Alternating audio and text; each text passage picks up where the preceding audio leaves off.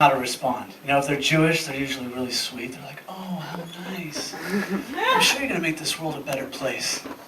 Which is a lot of pressure. I don't know if I'm going to make the world, you know, I don't know if my bake sale is really going to solve world hunger. I mean, what are they going to say, though? At least we agree to disagree about Jesus. And if they're atheists or the worst, I mean, they always look at me like I'm a fool. Like, oh, look at this joker.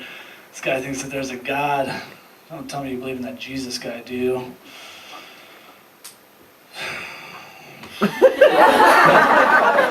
Sometimes I just want to mess with them, you know, and I'll be like, hear that, God? This guy doesn't think you exist. I'm going to step away now. Steve, was it?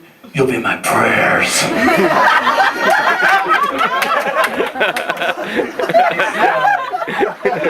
Practicing religious types that I get the greatest kick out of them, because when they meet me, it's like they've been caught. You know, they're like, oh, you're a pastor.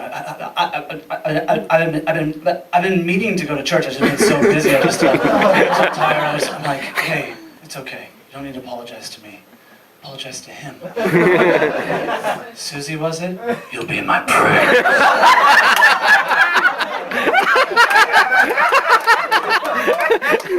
I always feel the need to tell me that they don't believe in organized religion, as if it's the organization of it all that really bothers them. What would you prefer? A more disorganized pastor?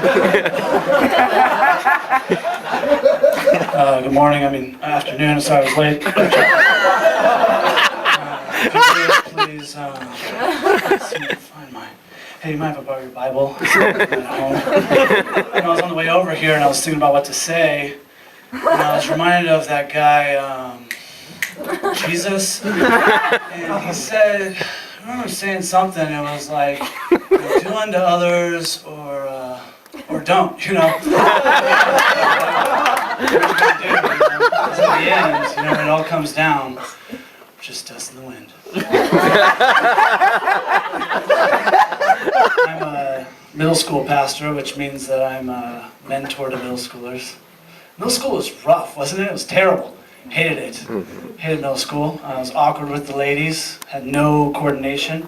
I was always so sticky. Like, middle schoolers are always sticky. What are they touching? I used to sweat sugar, grease.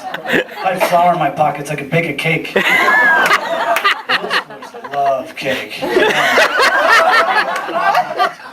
It's like, cake! I love it. It's like catnip for kids. I could pretty much get a middle schooler to do anything for a piece of cake. I could be like, hey, Billy, I bet you can't drink that gallon of milk in under 10 minutes. I'm allergic to milk. Milk makes me gassy. If I drink it, I'll die. You're like, but Billy, if you drink the milk, I'll give you a piece of cake. Cake! I love cake! See? Billy loves cake. I've got a belly button! Yeah, that's nice, Billy. We all have belly buttons. Except for maybe Adam and Eve. We'll talk about that later. So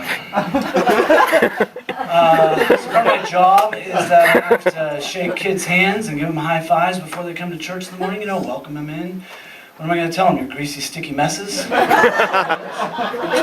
try to work it into my talks, my messages, you know, and I'll be like, you know how Jesus used to wash his disciples' feet? Well, instead of washing each other's feet, how about we all wash our hands? What do you say?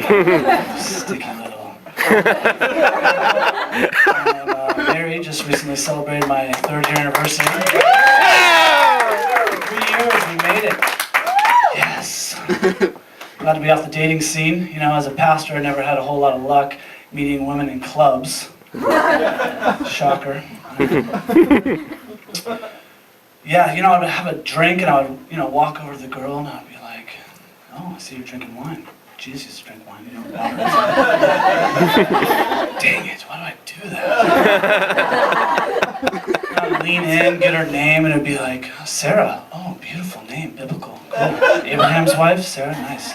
Well, technically, it wasn't Sarah, it was Sarai. And it wasn't Abraham, it was Abram. And then God had this promise, and he fulfilled his promise, and then it was Sarai to Sarah, and then Abram to Abraham. You know. So you want to dance?